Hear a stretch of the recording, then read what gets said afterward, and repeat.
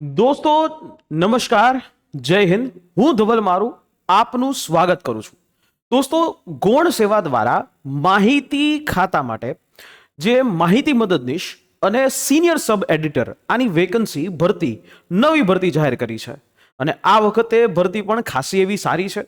જો વ્યવસ્થિત મહેનત કરાય, જો વ્યવસ્થિત કામ કરાય તો ચોક્કસથી આ ભરતીમાં તમે ફોર્મ એ ભરી શકો છો. અને જો તમે આની એલિજિબિલિટીની વાત કરો તો આની અંદર સ્પેસિફિકલી એ માસ કોમવાળા એમને છૂટ કરી છે. અને એટલા માટે આમાં ફોર્મ ભરવાવાળાની સંખ્યા પણ એ ખૂબ ઓછી હશે. અને એટલે જ અમે કહીએ છીએ કે આમાં જો તમે એલિજિબલ હોય તો ફોર્મ એ ચોક્કસથી ભરી શકો છો. આખી સમગ્ર વાત કરીએ, પરંતુ એની સાથે સાથે એનો આખો એક કમ્પ્લીટ સિલેબસ, કારણ કે અત્યારે જે હાલ સિલેબસ આપ્યો છે એ સિલેબસની અંદર પરીક્ષા પદ્ધતિ કહી દીધી છે અને એના ટોપિક્સ કીધા છે, પણ એનો ડિટેલ સિલેબસ છે એ હજી ગૌણ સેવાએ મૂક્યો નથી. તો ત્યારે આ પરીક્ષાની તૈયારી કરવી હોય તો તમને એ ડિટેલ સિલેબસની જરૂર પડે. અને અત્યારથી જ તમે જ્યારે તૈયારી કરશો ત્યારે તમારે લગભગ 3 થી 4 મહિનાની અંદર, 3 મહિના તો ગણી જ લેવાના, 90 દિવસની અંદર જે છે એ તમારી પરીક્ષા એ થઈ શકશે. તો તમે અત્યારથી જ્યારે ભેગું કરશો ત્યારે 90 દિવસની અંદર આ વખતનો આખું આ પેટર્ન ચેન્જ છે એટલે તમારી એ ક્લિયર થશે. શરૂ કરીએ તો અહીંયા જે ગૌણ સેવા છે, તો ગૌણ સેવા દ્વારા જે આપણો આખી આ જાહેરાત નંબર 326 છે, તો 326 નંબર વાળી જે જાહેરાત જે સ્પેશિયલી માહિતી મદદનીશ અને સિનિયર સબ એડિટર એના માટે છે.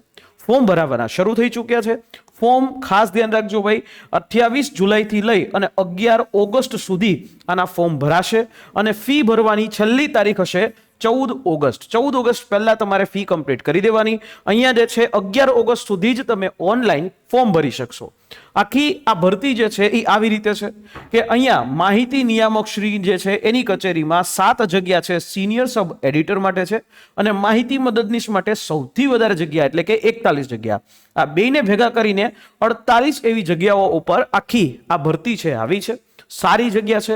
જો વાત કરીએ શૈક્ષણિક લાયકાત ઉપર, કાં તો તમે માસ્ટર્સ અથવા તો પોસ્ટ ગ્રેજ્યુએશન ડિગ્રી જર્નાલિઝમ અને માસ કોમમાં અથવા માસ કોમમાં હોય, અથવા બેચલર ડિગ્રી જે છે જર્નાલિઝમ અથવા માસ કોમ્યુનિકેશન પબ્લિક રિલેશનમાં હોય, અથવા પોસ્ટ ગ્રેજ્યુએશન ડિપ્લોમા હોય, જે પોસ્ટ ગ્રેજ્યુએશન ડિપ્લોમા માસ કોમની અંદર અથવા પબ્લિક રિલેશનની અંદર જર્નાલિઝમની અંદર હોય, તો તમે આની અંદર ચોક્કસથી ફોર્મ એ ભરી શકો છો. બરાબર. આના માટે તમારે કમ્પ્યુટરનું નોલેજ હોવું જોઈએ અને ગુજરાતી, હિન્દી આ ભાષા છે એનું તમને જ્ઞાન હોવું જોઈએ, જે ઓલરેડી તમને હોય જ. તો રહી વાત ઉંમર મર્યાદાની, તો એક વખત 18 વર્ષથી લઈ અને 37 વર્ષ સુધી તમે એજ લિમિટ છે, અને આમાં જે એજ લિમિટમાં છૂટછાટ એ મળવા પાત્ર છે. 5 વર્ષની છૂટછાટ, અનામત કેટેગરીને 5 વર્ષની છૂટછાટ, બરાબર. આ રીતે જે સરકારશ્રીના ધારાધોરણ પ્રમાણેની છૂટછાટો મળવા પાત્ર છે. હવે વાત આખી આની પરીક્ષા પદ્ધતિ ઉપર, 2 પ્રકારની પરીક્ષા પદ્ધતિ છે, પ્રિલિમ્સ અને મેઇન્સ. પ્રિલિમ્સ હશે MCQ વાળી હશે, મેઇન્સ હશે તો ડિસ્ક્રિપ્ટિવ વાળી હશે. તો કઈ રીતે છે? તો કે તબક્કો નંબર 1 જે પ્રાથમિક પરીક્ષા કહેવાય એ CBRT મોડથી થશે. 100 માર્કના પેપર હશે, 100 પ્રશ્નો હશે, નેગેટિવ માર્કિંગ 0.25 હશે. પેપરનું માધ્યમ ગુજરાતી હશે. આ પેપર માટે તમને 100 મિનિટનો સમય મળશે, એટલે લગભગ 1.5 કલાકનો સમય મળશે. મુખ્ય પરીક્ષા જે છે એ લેખિતમાં હશે, અને એ આ જે તમારો સૌથી પહેલી પરીક્ષા પ્રાથમિક પરીક્ષા એ ટોટલ 5 પાર્ટની અંદર હશે. આ તમે પાર્ટ જોઈ શકશો. બરાબર. આ પ્રકારના પાર્ટની અંદર આખી આ પરીક્ષા થશે. પાર્ટ એ છે તો એમાં ટોટલ 30 ક્વેશ્ચન હશે અને 30 માર્ક હશે, જેમાં જનરલ સ્ટડીઝ હશે. જનરલ સ્ટડીઝ એટલે GK કરી ગયો, history, constitution of India, current affairs, geography and culture of Gujarat. આના ટોટલ 30 પ્રશ્નો હશે. કેટલા પ્રશ્નો હશે દોસ્તો? આના ટોટલ 30 પ્રશ્નો હશે. પાર્ટ બી છે તો એમાં જે ક્વોન્ટિટિવ સ્કિલ ટેસ્ટ મેથ્સ હશે અને રીઝનિંગ, એના 15 માર્ક મેથ્સ અને રીઝનિંગના હશે. પાર્ટ સી છે તો એમાં science and technology, science and ટેકનોલોજીની સાથે સાથે બેઝિક સાયન્સ આ પણ હશે 15 માર્કનું. પબ્લિક એડમિનિસ્ટ્રેશન, ગવર્મેન્ટ બિઝનેસીસ અને પ્રોફેશનલ ઇથિક્સ આના 15 માર્ક હશે. અને જર્નાલિઝમનો જ સ્પેસિફિક ટોપિક છે એના 25 માર્ક હશે. ટોટલ આવી રીતે 100 માર્કનું પેપર, અને બધાના જે છે એ માર્ક છે આ રીતે હશે. 100 માર્ક માટે તમને અહીંયા 100 મિનિટ જેવો સમય એ આપવામાં આવશે. 1 કલાક કરતાં પણ વધારે સમય એ તમને આપવામાં આવશે. તો આ પ્રકારનું તમારું એ સૌથી પહેલી પ્રાથમિક પરીક્ષા હશે. એના પછી તમારી મુખ્ય પરીક્ષા છે એ આ રીતે હશે.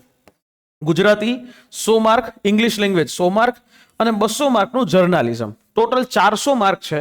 એ 400 માર્કમાંથી તમારું જે ફાઇનલ સિલેક્શન છે એ થશે. આ રીતે તમારું બીજું પેપર હશે. પણ સૌથી પહેલા પહેલું પેપર છે એ તમારે પાસ કરવું પડશે. અને પહેલું પેપરની અંદર જો તમે પાસ કરો છો તો ચોક્કસથી જે છે તમને આ બીજું પેપરની પણ તૈયારી કરવાની ખબર પડે.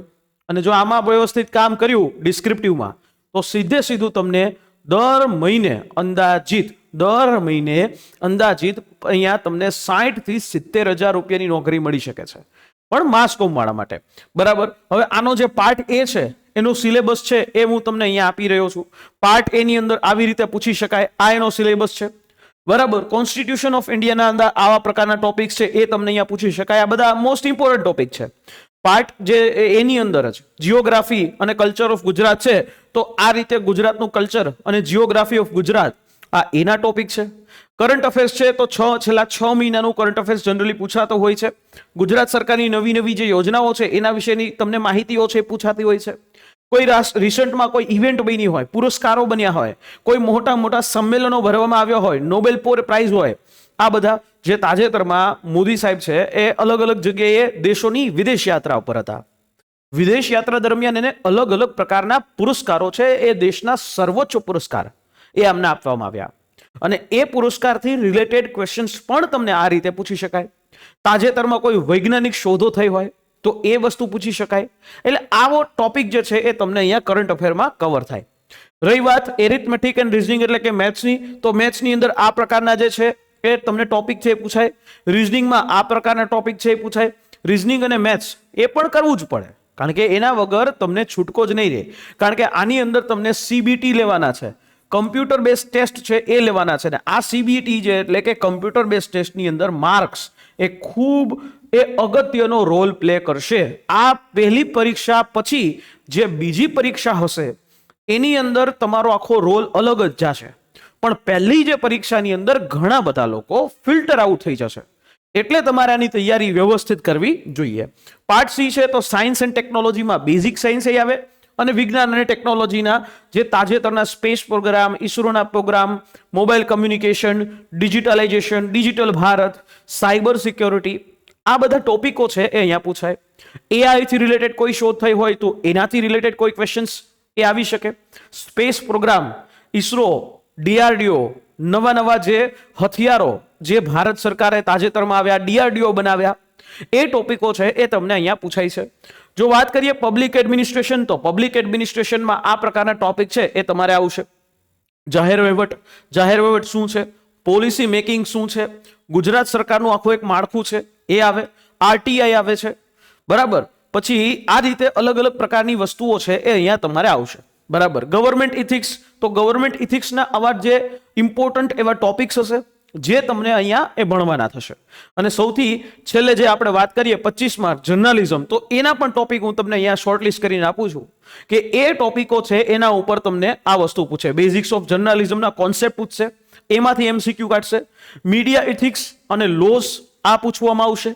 ડિજિટલ જર્નાલિઝમ છે એના ટોપિક્સ છે એ તમને પૂછવામાં આવશે. વિઝ્યુઅલ એન્ડ બ્રોડકાસ્ટ મીડિયા એના પણ ટોપિકો છે, આ બધા એ તમને પૂછી શકાય. તો આ પ્રકારથી તમારો આખો એક સિલેબસ હશે.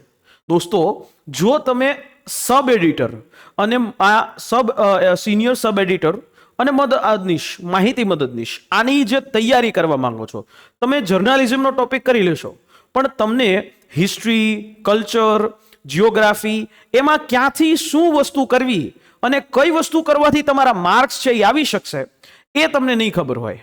તમને મેથ્સ અને રીઝનિંગમાં કઈ વસ્તુ કરવી એ નહીં ખબર હોય. તમને એરિથમેટિકની સાથે સાયન્સ એન્ડ ટેકનોલોજીમાં નહીં ખબર હોય, પબ્લિક એડમિનિસ્ટ્રેશનમાં નહીં ખબર હોય. અને એના માટે તમારે જોશે એક એક્સપર્ટ વ્યક્તિઓનું ગાઈડન્સ. કારણ કે જો ધારત તો મહાભારતનું યુદ્ધ એ ખુદ ગુરુ દ્રોણ પણ જે છે એ લડી શકત, ભગવાન શ્રી કૃષ્ણ પણ લડી શકત અને બધી જ વસ્તુ કમ્પ્લીટ કરી શકત. પણ તેમ છતાં અર્જુનને પણ ગુરુ દ્રોણ અને અર્જુનને પણ આ જ રીતે એ સારથી એટલે કે ભગવાન શ્રી કૃષ્ણની એ જરૂરિયાત પડી. એ જ રીતે તમારો આ સરકારી નોકરીનું સપનું સાકાર કરવા માટે તમને પણ એક પરફેક્ટ જે બેસ્ટ એવા મેન્ટોર છે એની ગાઈડન્સ જોશે. અને લક્ષ્યમ એકેડેમી તમારા માટે આ ગરજ છે એ સારશે.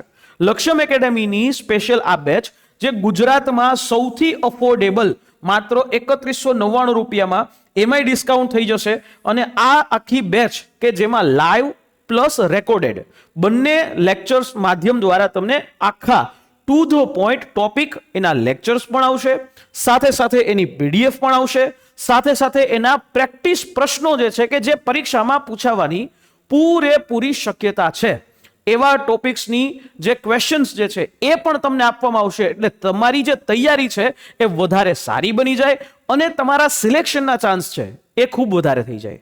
બીજા બધા લોકો જે સેલ્ફ સ્ટડી કરે છે એના કરતા તમને એક્સપર્ટ વ્યક્તિના માર્ગદર્શનમાં તૈયારી કરો તો સિલેક્શન એ ખૂબ ઝડપથી મળે અને તમારું સિલેક્શન ઓલમોસ્ટ પાકું થઈ જાય, કારણ કે એક એક્સપર્ટ વ્યક્તિને ખબર હોય કે શું વસ્તુ પૂછાય છે રિસન્ટલી અત્યારના ટ્રેન્ડ મુજબ.